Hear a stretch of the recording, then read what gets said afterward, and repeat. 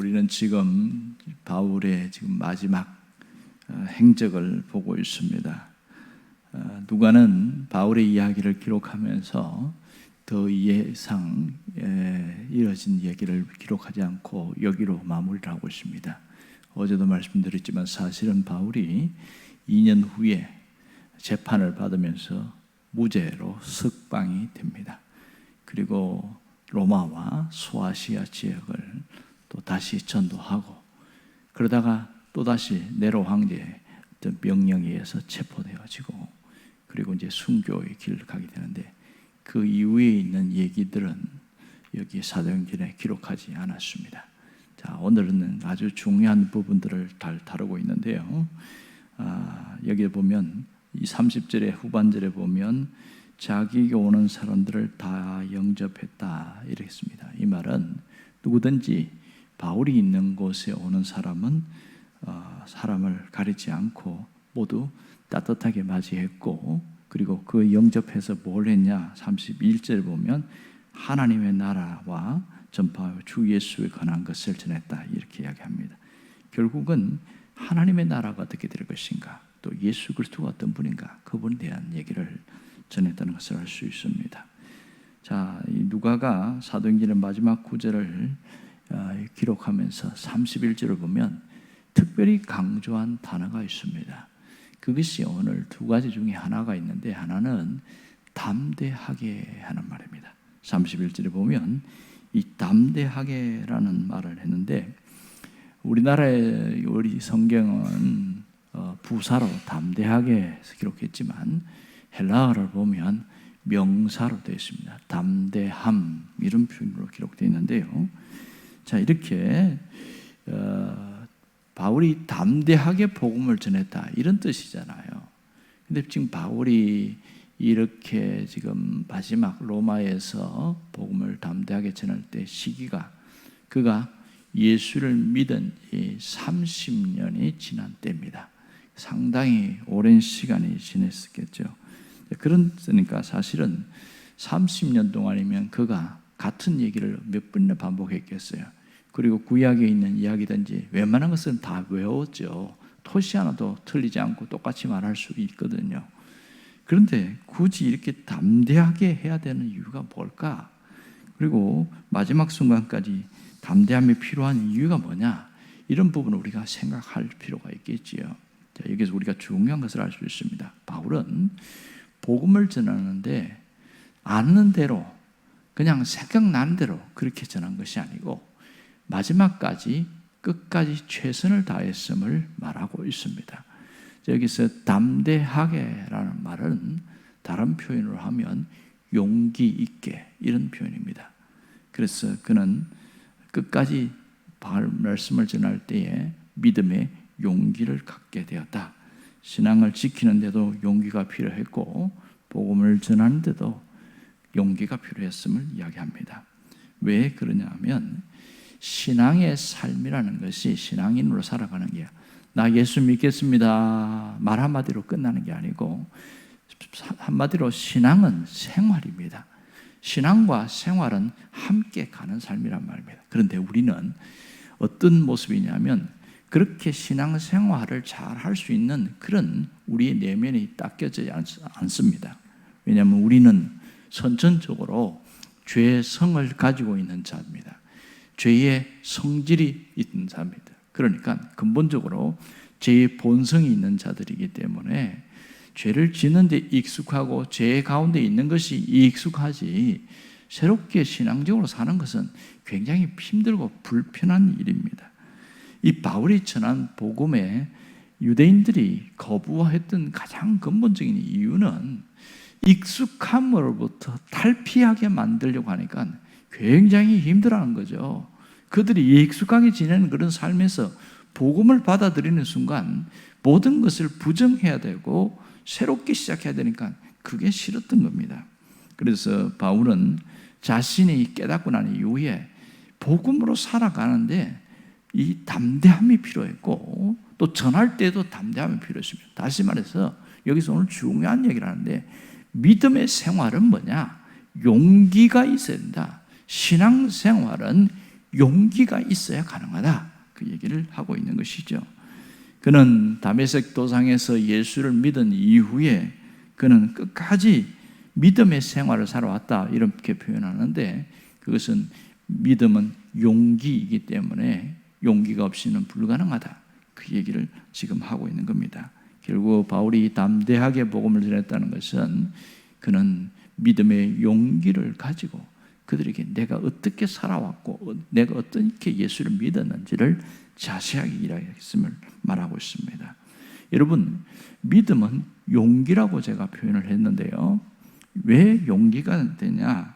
믿음은 단순히 믿는 신념으로 끝나는 것이 아니고 그것이 행동으로 이어지기 때문에 그 행동으로 이어지기 위해서는 용기가 필요한 겁니다.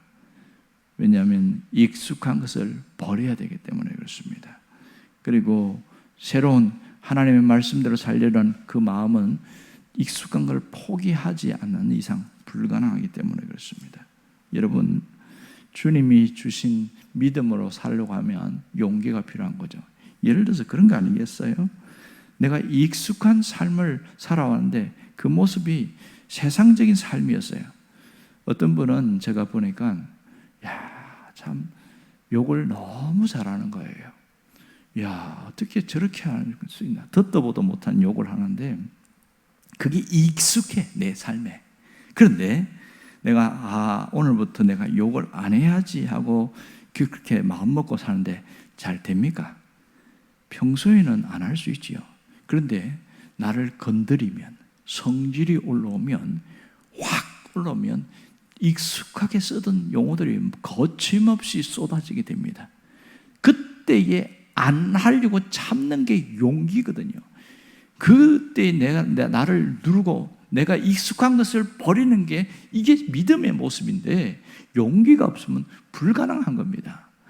이전에는 누구가 아프든지 말든지 옆에가 뭐 하든지 나만 내가 하고 싶은 대로 하고 내 위주로 살았어요. 이게 익숙한 삶이에요.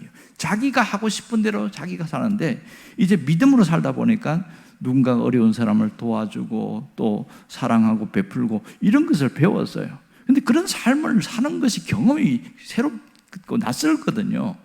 그런데 그런 삶을 살려고 하면 뭐가 필요합니까? 용기가 필요한 것이죠. 그래서 우리가 믿음의 삶이라는 것은 그냥 그런 것이 되는 것이 아니고 용기가 필요합니다. 톨스토이가 하는 말을 보니까 인생을 살면서 가장 중요한 것은 무엇인가 이렇게 질문을 하더라고요.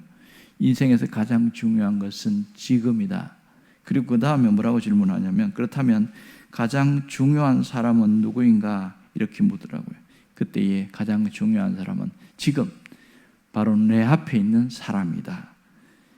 그리고 가장 중요한 일은 무엇인가 이렇게 세 번째 물을 때 내 앞에 있는 사람에게 정성을 다하는 일이다. 아주 단순한 질문인데 상당히 많은 생각을 하게 만들었습니다.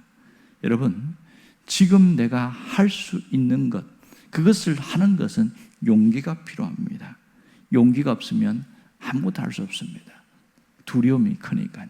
여러분, 성경에 믿음을 가졌는데 용기를 가진 사람들의 모습이 몇 사람 보이는데요. 그 중에 우리가 잘 알고 있는 다윗을 보면 그는 용기를 가진 믿음의 사람이라는 것을 보여줍니다. 그것이 바로 골리앗을 쓰러뜨린 거잖아요. 다윗은 전쟁터에 갈 나이도 안 됐고 전쟁터에 심부름 갔기 때문에 심부름만 하고 돌아오면 끝이에요. 그런데 오지랖을 넓게 말이에요. 그 골리앗을 지가 싸우러 나간다고 하니 그 얼마나 조롱거리가 되겠어요. 나중에 골리앗이 나와봐라, 나하고 싸울 사람 나와봐라 하고 나오긴 나왔는데 보니까 아주 어린 10대 소년이 왔는데 뭐 들고 온지 아세요? 막대기 들고 간 거예요. 그래서 하도 기가 차고 자존심이 상해가지고 이 골리앗이 네가 나를 개로 여기고 나왔느냐? 그러면서 내가 너를 반드시 죽이리라. 그럼 이러면서 화가 나가지고 얼마나 화가 나지? 쏜살같이 달려오는 거. 그게 성경의 모습입니다. 창을 들고 오는데 성경에는 자세하게 표현되지 않는데 영화에 보면 창을 던집니다.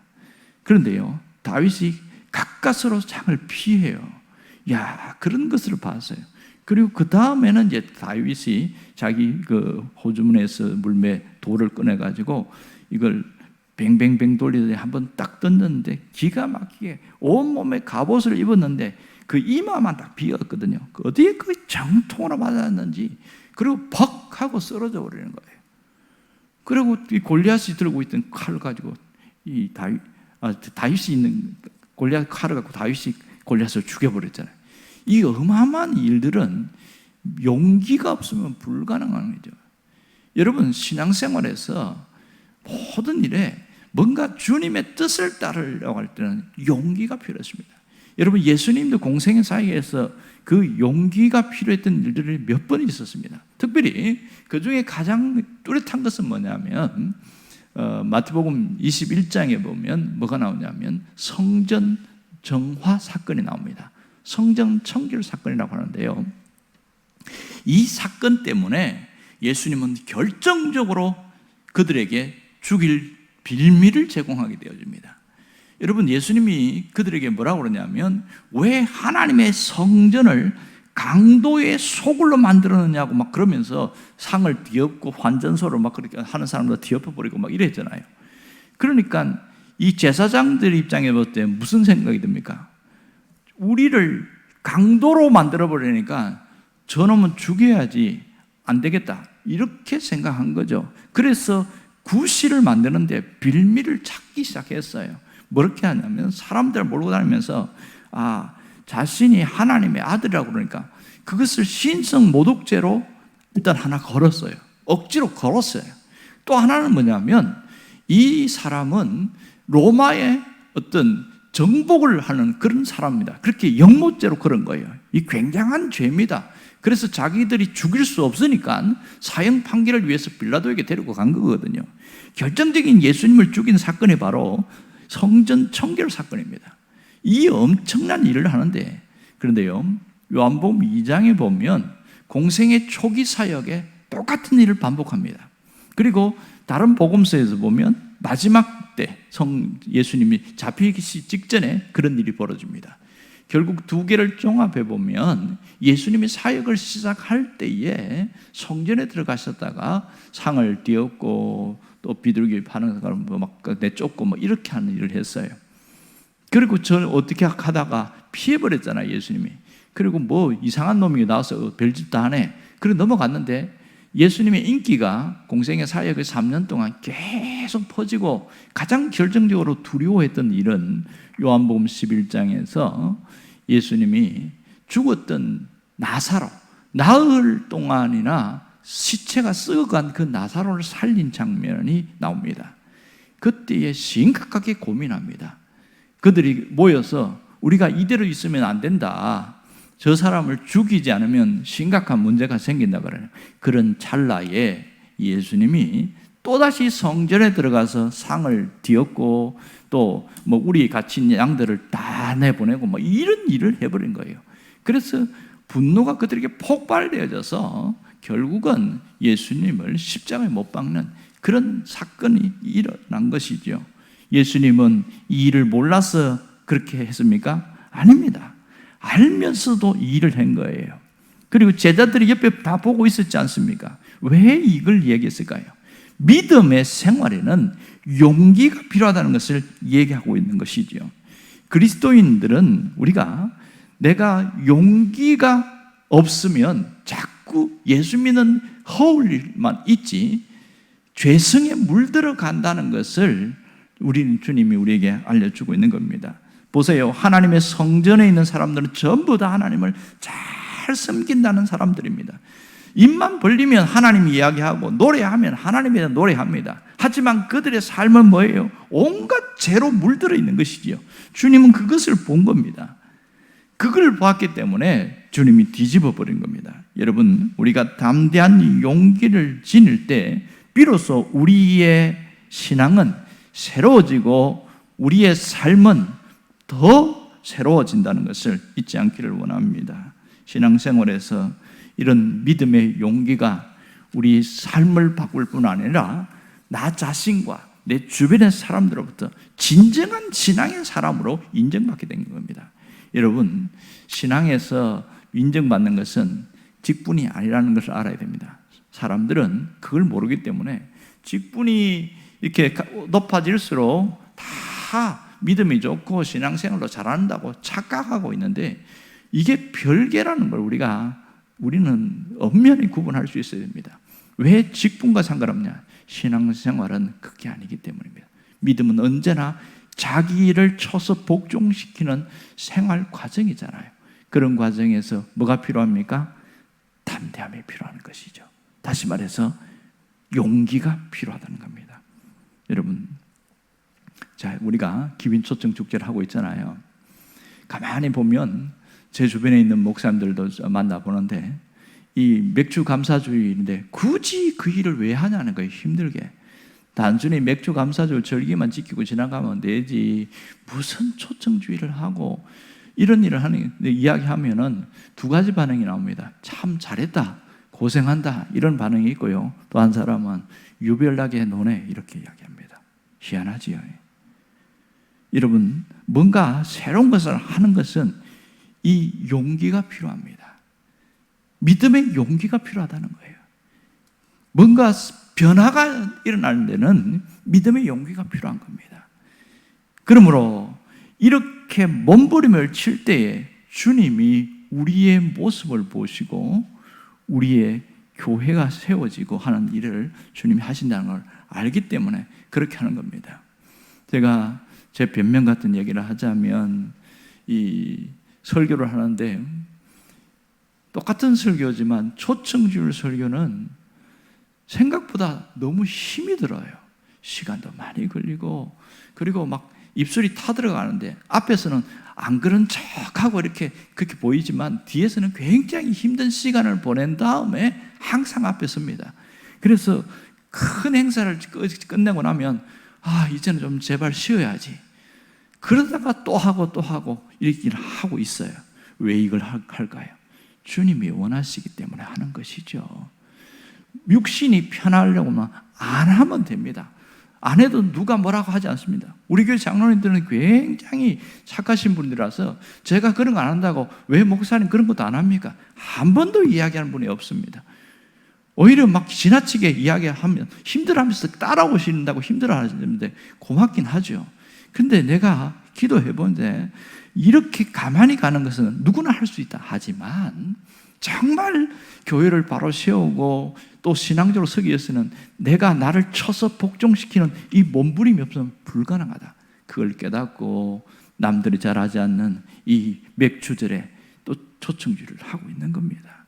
여러분이 고생이 많다는 걸 압니다. 그래서 제가 그런 기도하는 겁니다. 하나님, 이 일에 함께하는 분들에게 하나님 이름을 기억해 주시고 하늘의 상급으로 세워주시고 하나님이 그 삶을 책임져 달라고, 오히려 함께하는 분들의 하나님의 삶을 열어달라고 그런 기도를 하는 거예요. 왜? 힘드니까. 일이 얼마나 힘듭니까? 분명한 것은 우리의 수고를 하나님이 기억하고 계신다는 사실입니다. 여러분, 믿음은 용기입니다. 신앙생활에 용기가 없으면 어떠한 것도 할 수 없습니다. 오늘 주님 안에서 우리가 바른 믿음의 사람으로 설 수 있기를 간절히 바랍니다. 기도하겠습니다.